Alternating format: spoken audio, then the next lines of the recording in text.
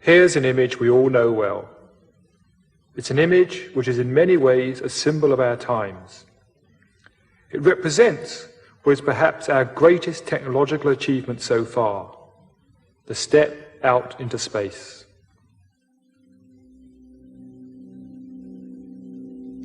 But the picture of our planet also has a far deeper significance. For the first time, we have seen ourselves and the planet from the outside, and the view has changed our feelings about ourselves in an unexpected way. For the early astronauts, the sight of the planet shining in the blackness of space was a profound experience. One of the astronauts who walked on the moon described his view of the Earth as an experience of instant global consciousness. He said, "When you're up there, you're no longer an American citizen or a Russian citizen. Suddenly all those boundaries disappear. You are a planetary citizen." And similar experiences happened to the other astronauts. They saw Earth to be a beautiful, magical-looking planet and came back deeply changed from that experience. Moreover, they became increasingly aware that all was not well back on Earth, and they came back wanting to help in one way or another. The pictures they returned with also had a deep effect on many of us back on Earth. For many people, it's an image which brings forth feelings of wonder and of awe, feelings of connection and of being part of something greater.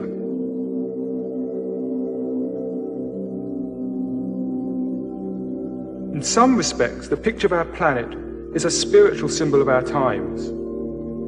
Now, that may initially sound strange. What is spiritual about it? But if you think for a moment, most spiritual symbols are, in one way or another, symbols of wholeness, of oneness, of some underlying unity.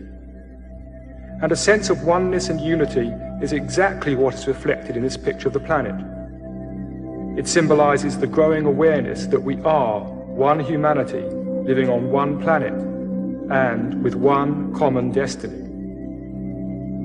This is why the picture of the planet is so powerful, and why it has become such an important symbol for all of those who are concerned about the fate of humanity and creating a better world. And there was another awesome realization which struck some of the early astronauts. Looking back at the Earth, it seemed that maybe the whole planet is a single living organism.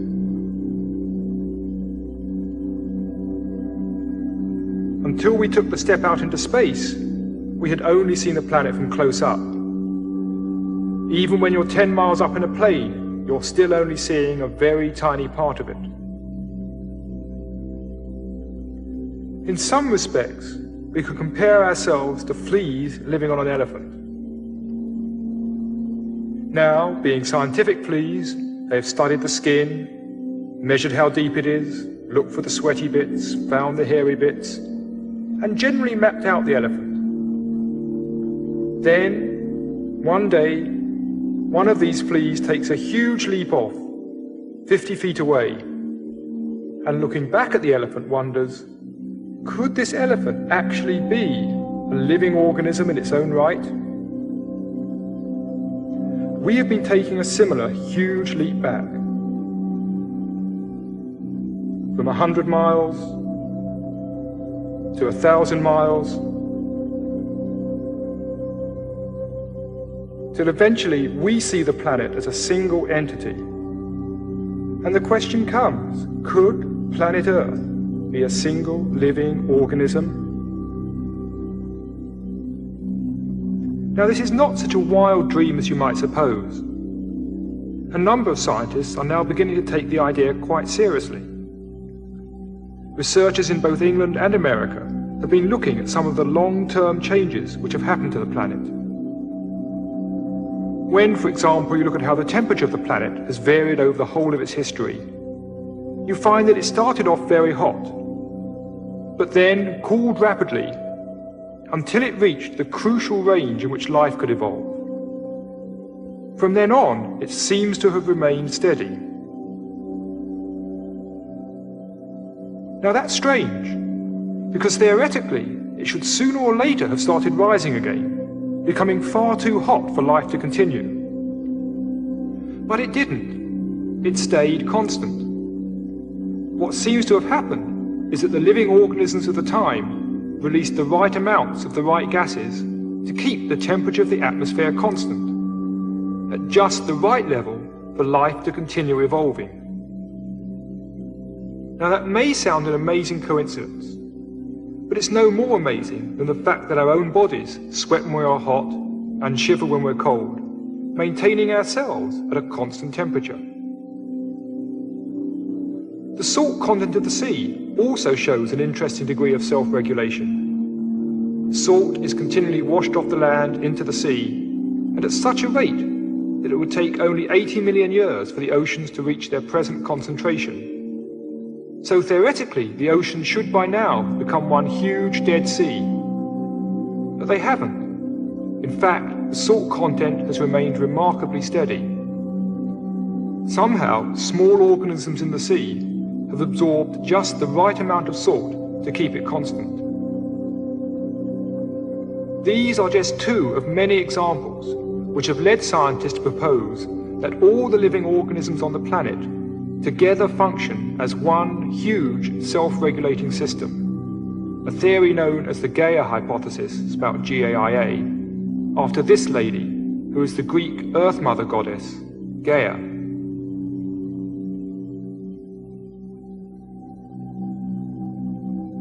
We might then consider our days and nights to be like the heartbeat of Gaia, the seasons to be her breaths. The tropical rainforests resemble the lungs, and the oceans are like the circulatory system. So, if the whole planet does behave like a huge living system, what, we might then ask, are we doing here? What is humanity's function in this system? To get some perspective, let's go back and look at how we came to be here, at the whole evolutionary process which has led to us. According to current scientific theory, the universe started with a big bang. Pure energy, light. In the beginning, there was light, something science and religion actually agree upon. Then this energy quickly condensed into electrons and protons, the first elementary particles. And then these very simple particles began combining to form the first simple atoms, which themselves began collecting together to form more complex atoms,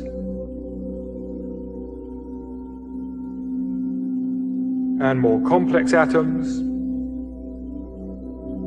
until the whole of chemistry had evolved.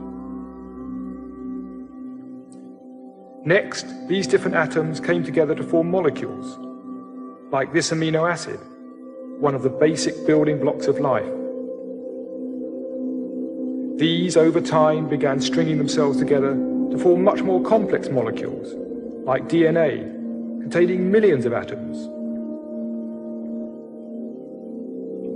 These molecules then grouped themselves to form the first simple living organisms, bacteria and algae.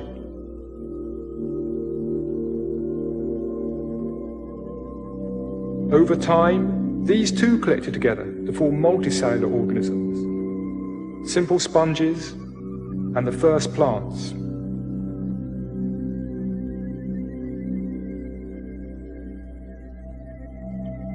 This process of progressive complexification and organization continued, leading eventually to the first fish.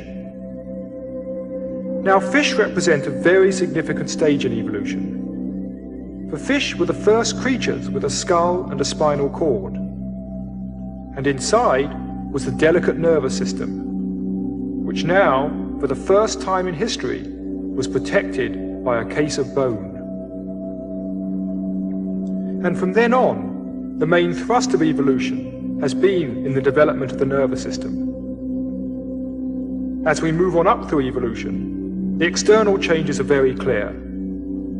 The gills have become lungs, the fins have changed into arms and legs, But the most important changes of all were happening on the inside. The nervous system has become unfathomably complex. And today, the most complex nervous systems known on this planet are to be found in dolphins and whales.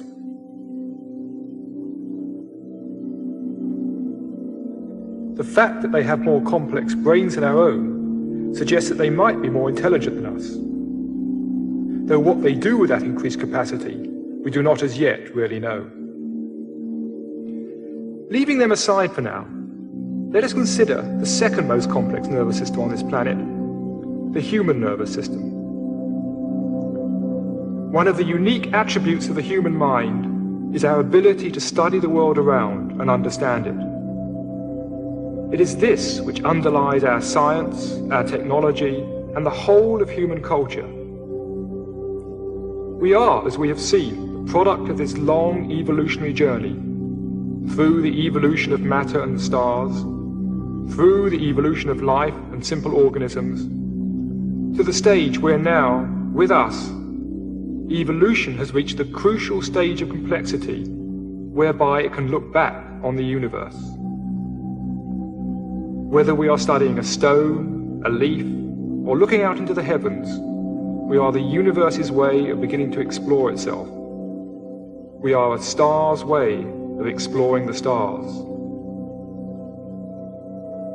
And the same can be said of our inner reflections. When we turn our attention inwards and begin to explore our own minds and discover deeper levels within ourselves, we are the universe beginning to investigate its inner dimensions.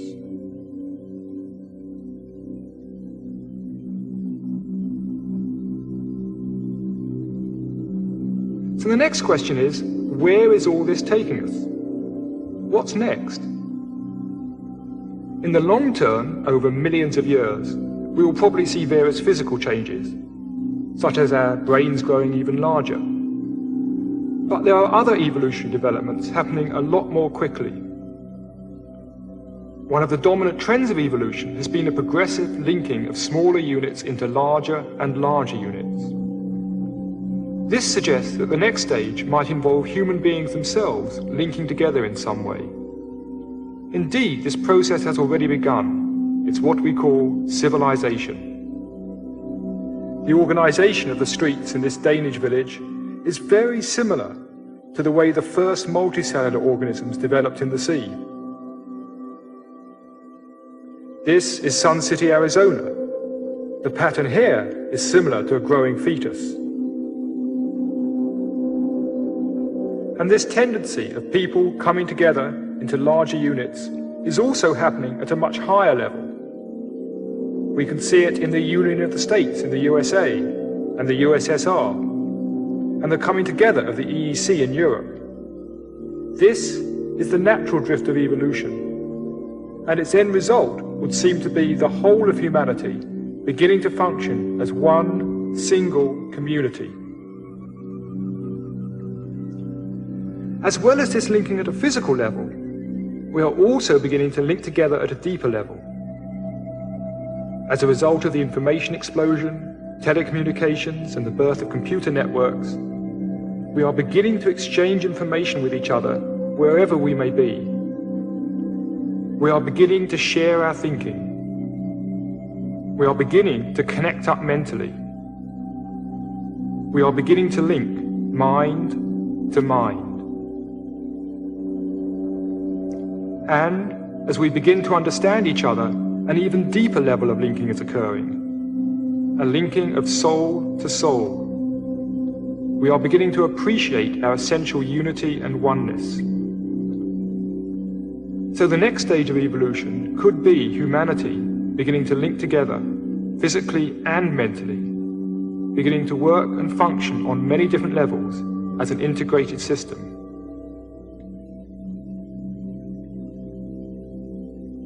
Now, there are some interesting parallels between this integration of humanity and the integration which occurred at earlier stages of evolution. If we go back and consider the emergence of life from matter, we find that the simplest bacteria contain several billion atoms. The figure shown here of 10 billion is only a very approximate figure. Whether it's 2 billion, 5 billion or 20 billion doesn't really matter. But it seems necessary to bring together approximately this number of atoms in order to create the complexity necessary for them to become a living system. Similarly, if we look at the next leap in evolution, the evolution of intelligent consciousness, we find it again takes several billion nerve cells linked together in the human brain to produce the reflective consciousness characteristic of humanity, though again the figure is not meant to be exact. Now, if this turns out to be a general principle of evolution, it would suggest that the next stage, the linking of humanity into an integrated system, would involve the working together of a similar number of minds. And indeed, the human population has already reached this level. We might then think of humanity as some sort of huge global brain, a brain in which we are the cells, linked together by our growing information networks. And there are indeed some interesting parallels between the way society is developing and the way the human brain develops. The main thrust of development of the human brain takes place mainly before birth, between weeks 8 and 13 after conception. Imagine for a moment that you are a nerve cell in this growing human brain. At first, there's plenty of space. Then, very quickly, there's a massive population explosion of nerve cells. If you were a nerve cell, you'd probably think, this is getting dangerous. There's not enough oxygen to go round. We're going to be short of blood soon. But suddenly, at week 13, the explosion stops. From then on, the development of the nervous system focuses on the growth of connectivity and complexity, the linking together of these billions of nerve cells. Today, we are seeing a similar process happening to humanity. We've had this massive population explosion, but it's now beginning to slow down. And we seem to be moving into the next phase, the linking of the billions of human cells in this planetary brain. Through postal systems, telephones, computer networks and satellites, we are increasing the connectivity and linkage of the billions of minds which together constitute humanity.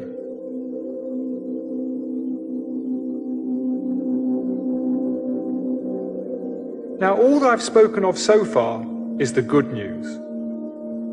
The bad news is that our rapid development is also threatening the welfare of the planet. In some respects, we seem to be very much like a planetary cancer. It's interesting that if you take a photograph of a city from the air and look at the way the city spreads out into the environment, it's very reminiscent of the way a cancer grows in the body.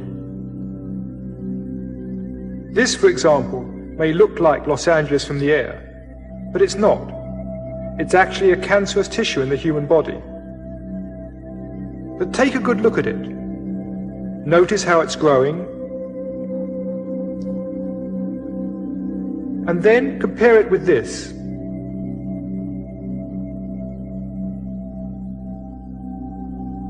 Now, the similarity is more than just in appearance. If you go back and look at what causes the cancerous tendency in the individual, and at what causes a similar tendency in society, we find that underneath are very similar principles.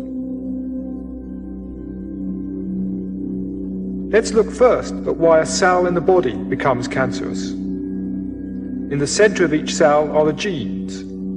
They contain the information that keep you functioning as a single living organism, rather than just a bowl of biological soup. Now, if the genes in a cell are disturbed, that cell may become selfish.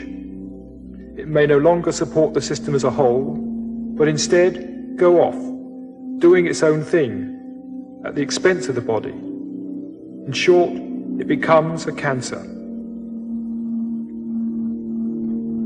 Now, when we consider human beings in a community, we are looking at an organization of minds. And the parallel to the genes is to be found at the center of our consciousness. It's that deeper level of inner wisdom, that inner awareness of being much more than we normally experience, a part of something much greater. And when we lose touch with this inner wisdom, we also become like selfish selves, out of touch with the needs of society as a whole, living at the expense of each other. The philosopher Alan Watts referred to this selfish, isolated way of existence as the skin-encapsulated ego. What's inside the skin is me, what's outside the skin is not me. Biologically speaking, this is, of course, true. We are each separate biological individuals. But it is not the whole truth. We are much more than that. We are creatures with an inner life, with an existence that stretches beyond our biological identity. The reason we become stuck in this limited way of seeing ourselves is because the real self, our deepest sense of I, is actually very hard to grasp. Trying to describe that deeper sense of self is very much like trying to describe a hole in a piece of wood. If you ask people to describe a hole such as this, they may start by saying, well, it's a round hole. You say yes. They say it's a wooden hole and it's red. You say, hang on, the hole isn't wood, the hole isn't red. They say, haha, the hole is black. But no, that's the background. And suddenly they're stuck. What's the hole? How do you describe the hole itself without describing its surroundings? In a similar way, it's very difficult to grasp and define our own inner sense of self. Instead, we tend to describe ourselves in terms of what surrounds us. Our many possessions, the roles we play, our social status.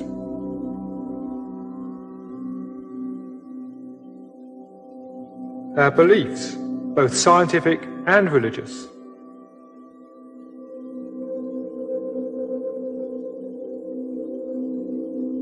Now, this limited sense of identity may not in itself seem very dangerous, but it does have some far-reaching consequences.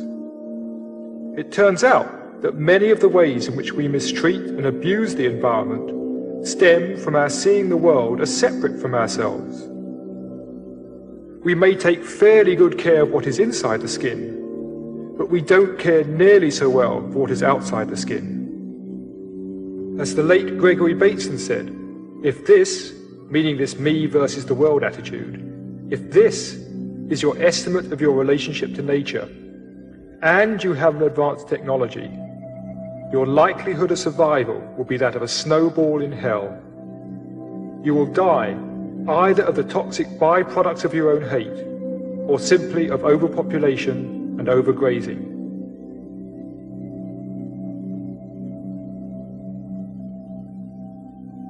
And Bateson went on to say that if I am right, the whole of our thinking of what we are and what other people are has got to be restructured.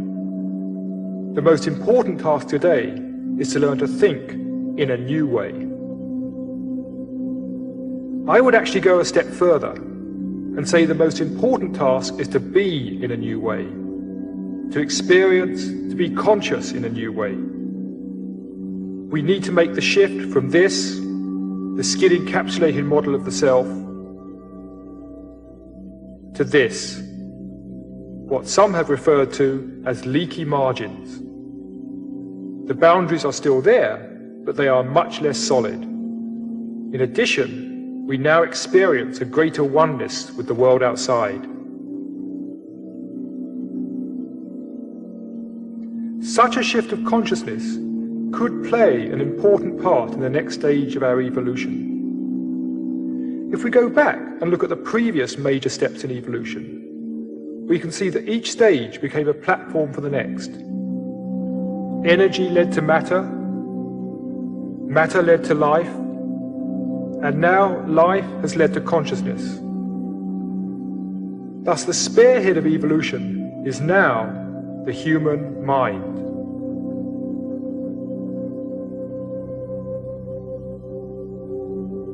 We have moved beyond biological evolution into mental evolution.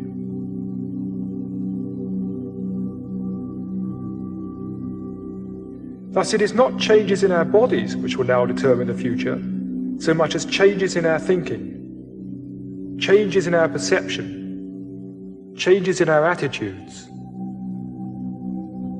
The evolutionary phase which we have now entered is the evolution of human consciousness. Inner development is now the key. In short, evolution has become internalized.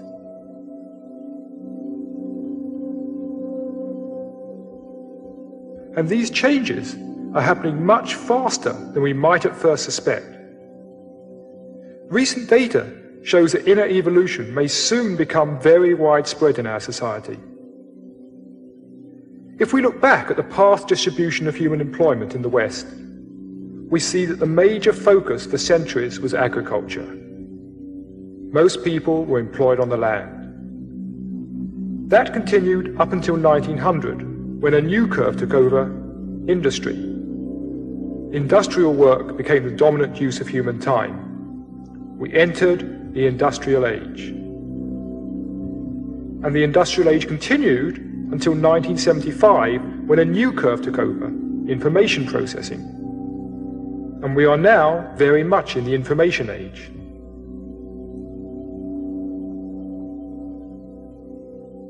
And we enter the information age much faster than anybody anticipated. Whereas it took over a century for the Industrial Revolution to have its full effect, the information revolution has had a major impact in just 25 years. So the next question is, what will follow the information age? Well, there are already signs of a new curve beginning. And although small at present, it is growing even faster than information processing. This curve represents the growing number of people involved in the exploration and development of the vast resources of the human mind itself. These are the people who are beginning to explore what may perhaps be the last great frontier: our own minds. The number may be small at present, but as you can see, if you extrapolate the trend, then by the year 2000, it will have overtaken the information curve.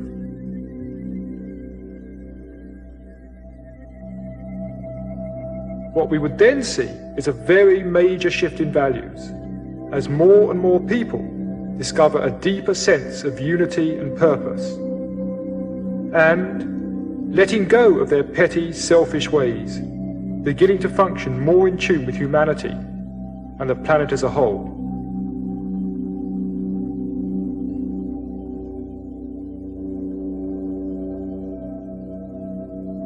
Now, the idea that there are deeper levels to human consciousness is not new. In all ages, all around the world, we find people talking of that same fundamental wisdom, that same basic understanding of life and consciousness.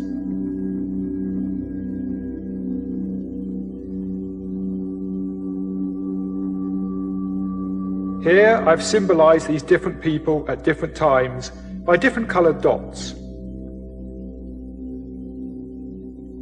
Now, when any particular teacher died, his message was forced to spread by word of mouth or be written down on parchments, with the result that as his ideas began to spread around the world, they inevitably became distorted and absorbed by the culture of the time, with the result that very little now remains of the original wisdom.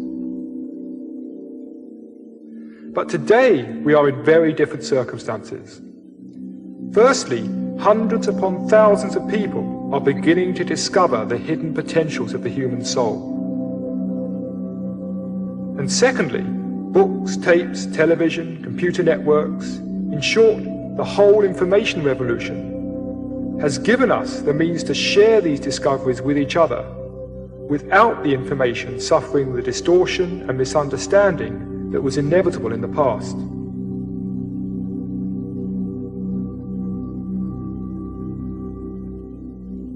So now, as the wisdom begins to spread out across the planet, there is instead a positive feedback. The wisdom reinforces itself.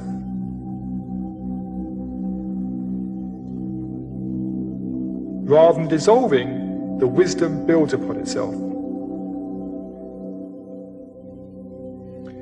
Such an inner awakening could be the crucial ingredient in the linking of humanity into an integrated society.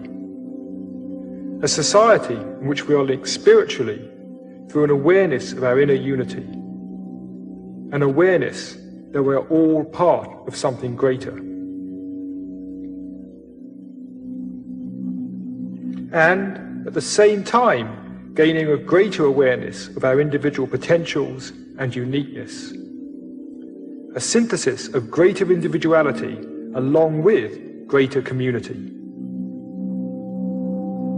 Such an inner development, if widespread, could be very valuable in helping humanity deal with the problems now facing it. We are clearly in a time of crisis, but most of us think of crisis as bad. But maybe we have something to learn from the Chinese on this. Their word for crisis, Wei Qi, means two things. The first symbol means danger, beware. But the other two symbols mean opportunity, an opportunity for something new to emerge. If we only see crisis as danger, as a threat to our accustomed ways, then we may spend all our energy resisting it. We need also to look at the opportunities inherent in the crisis. From an evolutionary perspective, crises are a sign that something has gone wrong. The patterns of the past are no longer working. Crises are thus a challenge, the challenge to adapt. They are the challenge to let go of the old ways of thinking and move on to a new way of seeing. Thus, humanity's current crisis may not, at its root, be an economic crisis or an environmental crisis. It may well be a crisis of consciousness, a crisis in how we see ourselves and the world around. Many of us have probably experienced at one time or another those moments when we feel at one with the world, a sense of inner peace, with no need to prove who we are. The question is, can we allow these precious moments to happen more often in our lives and in the lives of other people? In short, can we choose to explore and develop our greatest resource of all, our own minds, our inner selves? I'd like to finish with a poem from Christopher Fry's play, Asleep of Prisoners. The human heart can go the length of God. Dark and cold we may be, but this is no winter now. The frozen misery of centuries cracks, breaks, begins to move. The thunder is the thunder of the flows, the thaw, the flood, the upstart spring. Thank God our time is now, when wrong comes up to meet us everywhere, never to leave us till we take the greatest stride of soul man ever took. Affairs are now soul-size. The enterprise is exploration into God. But where are you making for? It takes so many thousand years to wake. But will you wake? For pity's sake.